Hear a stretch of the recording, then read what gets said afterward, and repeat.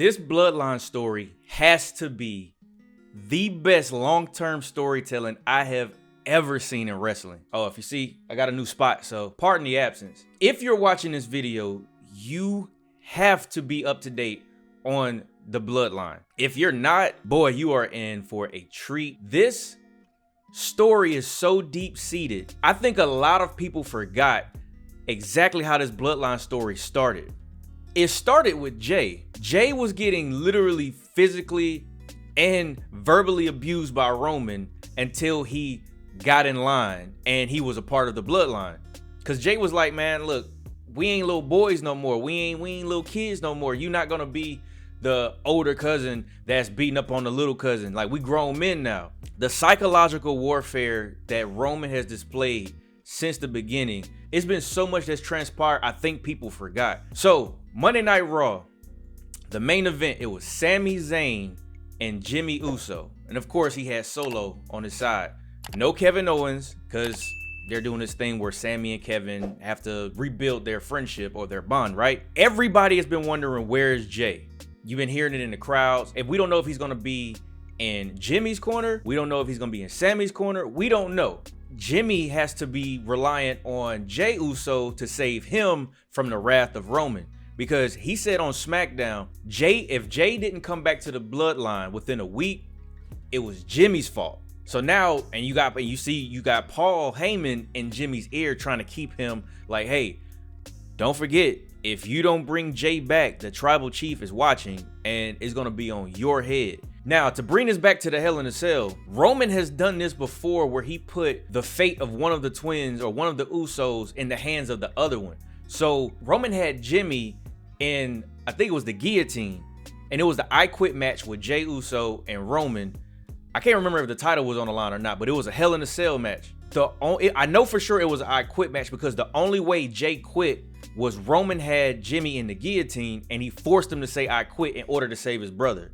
This is the same exact scenario where Jey has to give something up in order to save Jimmy yet again. Getting back to Monday Night Raw, Jey came in while Jimmy and Sami were having their match. And again, he just stood up on the announce table. You didn't know who exactly he was in the corner of. He ended up costing Jimmy the match inadvertently. So after the match is over with, Jey looks like he's torn. He looks like he's torn or he's trying to convey some type of message without actually speaking or saying anything to his twin brother, which I don't have a twin, but there seems to be this thing where twins can communicate without communicating.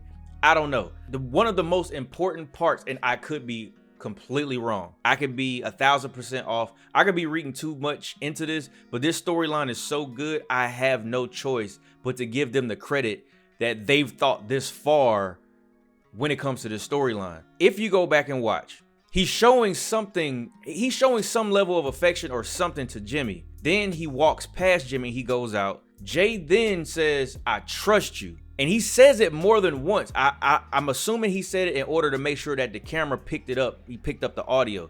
He said, I trust you. Then he proceeds to hug Sami, and boy, that pop was crazy. Like, the pops that these guys get from the crowd is just unreal. But he says that, and to me, it makes me wonder, why did Jey say that? Once that happens, and then Jey immediately goes to throw up the one, which is the symbol of the Bloodline. To me, that was strange.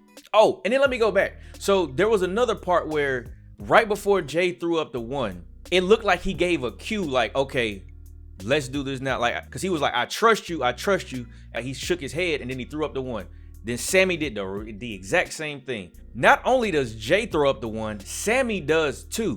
You can't tell me. He wants the Bloodline to crumble. Why would he throw up the one? So then right after that, Jey proceeds to super kick Sami.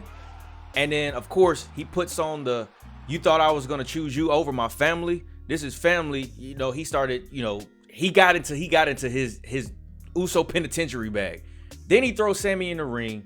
Solo, Jimmy, and Jey all start stumping him out. And then of course, Cody comes out to save the day. Now, me and my over analytical self, I started breaking this down. Sami didn't look like he was surprised that this happened. It looked like it was a necessary evil and he knew it was coming. Now, my theory is, seeing as Jey knew that Roman was going to punish his brother and he said, I will always be there for you, I believe this is a Trojan horse type situation. I think this is Jey getting back into the good graces with the bloodline to talk some sense into his brother, and eventually they're going to bring down the bloodline from within. Wrestling logic says, well, I'm not even wrestling logic. Logic period says that has to be the only way the bloodline will come falling down. They've been so strong for over 2 years. Both Usos and Roman have had these titles for, I can't even remember at this point. So the only way, there's no faction that's strong enough, that has the numbers, that has the strength, that has the chemistry to bring down the bloodline. So the only way they can really fall is if they fall from within. I think Sami concocted a plan with Jey, show Roman, because he's watching, show Roman that you are pledging your allegiance to the bloodline. You get in there, you talk some sense into your brother, and then once you get your brother on your side to see exactly why Roman shouldn't be the tribal chief, now you have some leverage and there could literally be a bloodline crumble. Now, when it comes to the tag team titles, I don't know, because everybody's speculating it's going to be Kevin Owens and Sami versus the Usos. I don't know. But maybe I'm overlooking it, or maybe I'm overanalyzing it. Now, I don't know what it looked like after Raw went off air because it kind of cut off abruptly. It seems like there has to be from within. That's the only way the bloodline can crumble. Like, they're too strong. All of them fools should be 99 in 2K23. I don't know. That's what I thought. That's what I saw. Y'all let me know in the comments. Am I bugging? Am I crazy? Y'all can come back. Matter of fact, after Mania, because I think this is going to culminate at Mania. It has to. Otherwise, it's going to have to be the other major pay-per-view, which is SummerSlam.